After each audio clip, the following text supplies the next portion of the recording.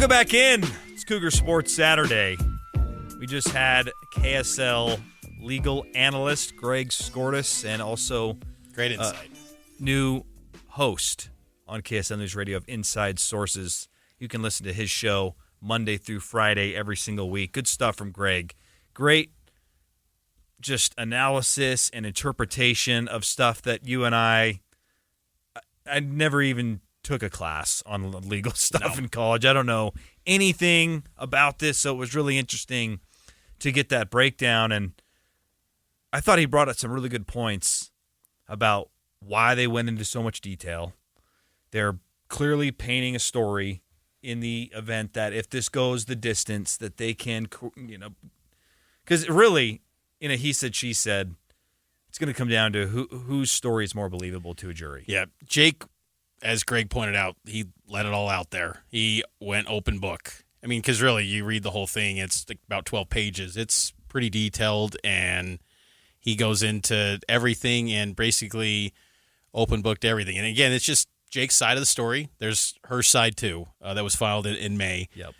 So now, again, it becomes of who can prove their story. And the text thread is very interesting that happened January 30th to, I believe, February 1st, which the context, too, I was looking back on it, January 30th, 2024, I thought, why are they talking BYU and Utah football and making bets about the game?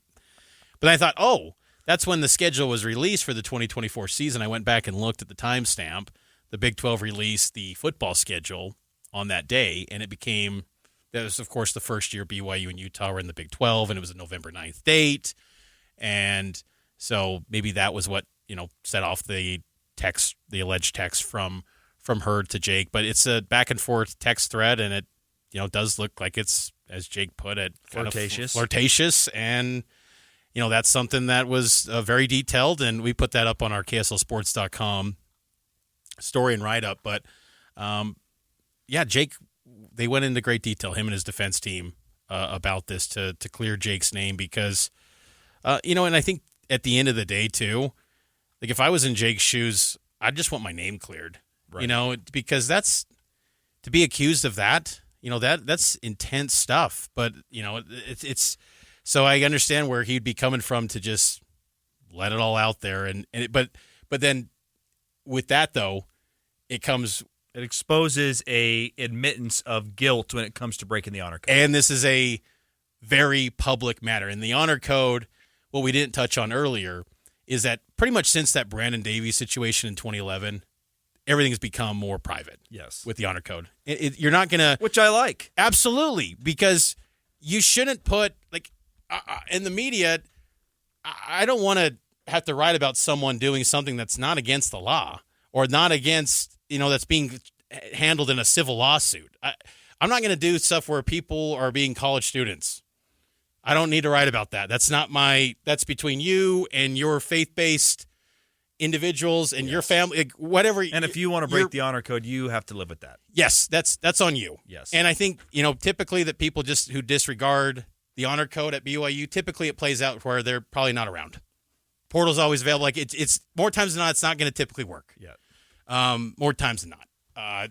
Don't know that for sure, but just being around these programs enough where if you don't really embrace it's unique at BYU, yes. the values, it'll show up like you're probably not gonna succeed is what I'm getting at. Yep. You're not gonna have the success that you desire when you come to a place like BYU if you just totally disregard it. But they're young people. And so I definitely respect that it's more private now, but this is different because Jake is publicly admitting an honor code violation. There's evidence from a honor code office perspective to say you broke the. This doesn't. It's great detail. It's not even a witch hunt anymore. And it's also too not that this. I don't think the honor code factors in. If it's happening in season or not, right. But it's also kind of magnified. I think from this the football side of this was a couple days before the Oklahoma State game. You are QB1. The program's with you, and this was you're breaking the honor code. Yep. Again that's his deal. And look, these are young people, and Jake's side of the story is it's a tough deal, but it now opens the door for what you would think would be an honor code suspension. You would think.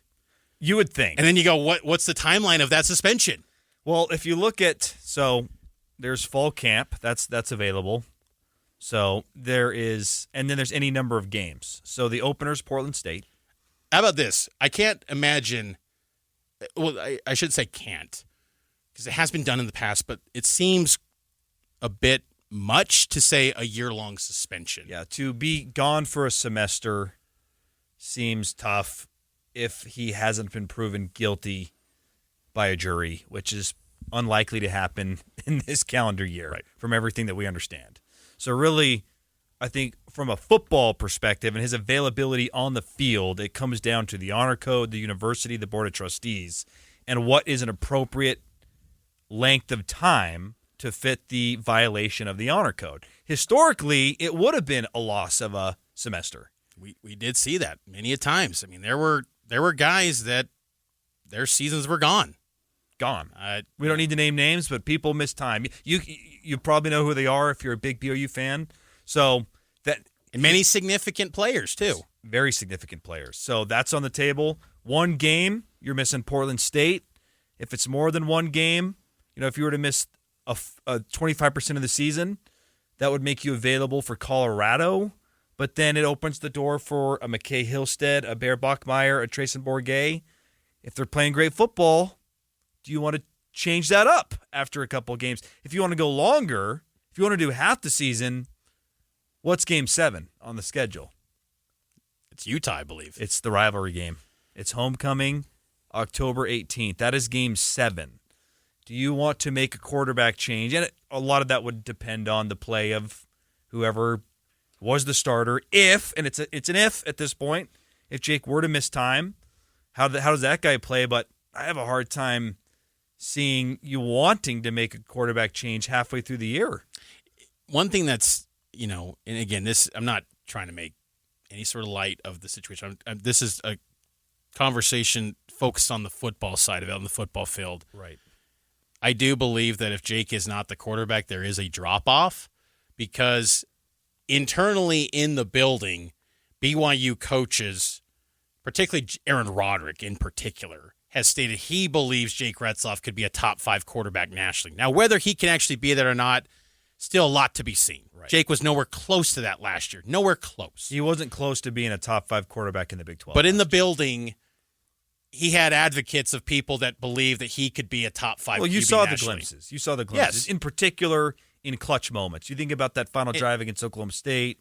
And what I'm getting at is that if you do go to another quarterback, and this, again, should not factor into the decision of what you're doing if you're BYU as far as a potential suspension for Jake. Not just saying, but if this does happen where if he does get suspended because it's out there now, he's publicly admitted to violating the school's honor code. So naturally you'd think there'd probably be some sort of suspension.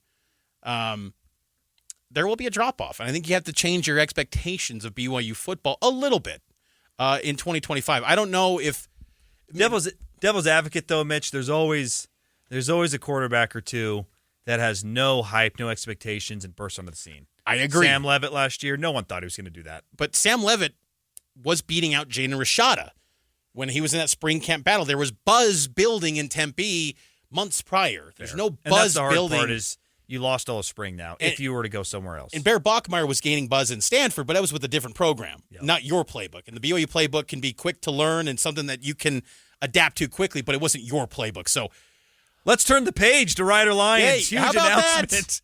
We'll touch on another quarterback story, this one being a much more positive one on the other side.